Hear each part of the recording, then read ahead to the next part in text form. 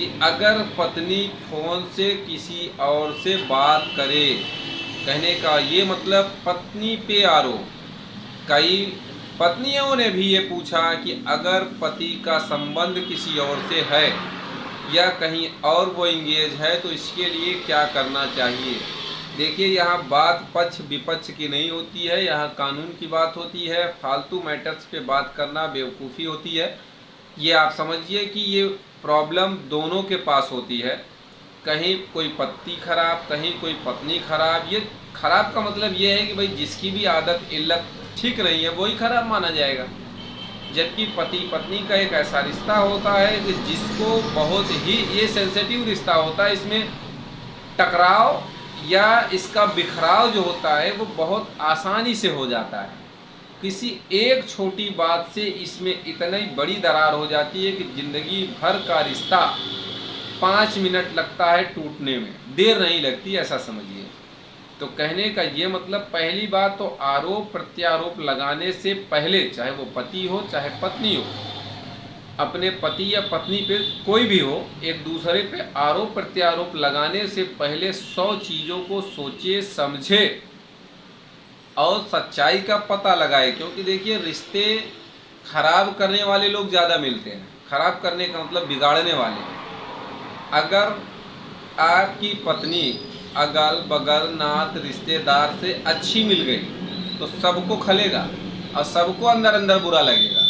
इसी तरह से आपका पति, अगर आपकी शादी अच्छे पति से हो गई, अच्छे आदमी से हो गई, आपके रिश्तेदारी में उस तरह से कोई नहीं है, आपके गांव के आसपास अगल बगल पड़ोसी में उस तरह से नहीं है कोई, तो इससे भी लोगों को ख़राब लगता है कि अच्छा कमाने वाला मिल गया, हैंडसम मिल गया, तमाम चीज़ें होती हैं।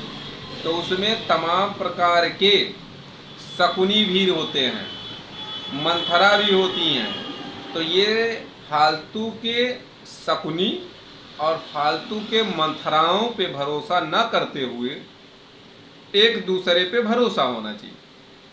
और एक दूसरे का ये दायित्व है, ये जिम्मेदारी है कि एक दूसरे का भरोसा न तोड़ें, एक दूसरे का भरोसा आपस में बनाए रखें।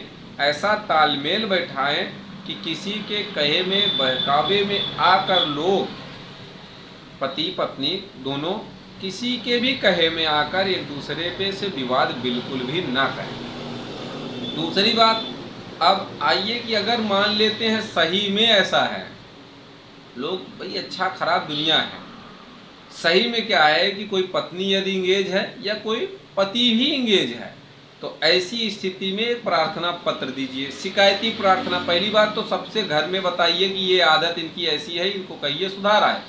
अगर ये सुधार लेते हैं तो अच्छी बात है, वरना हम फिर एक्शन लेंगे।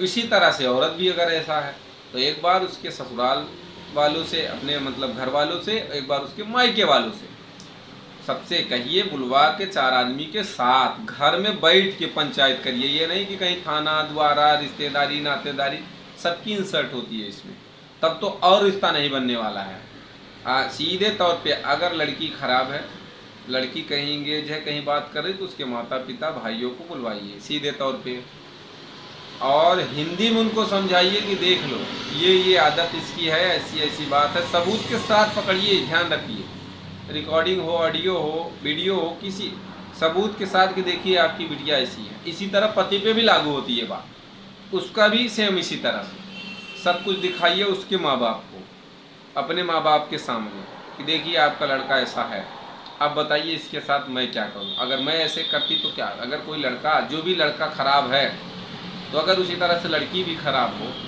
तो बताइए आप बर्दाश्त कर पाएंगे, या फिर लड़की के ऊपर भी यही चीज़ें लागू होती हैं।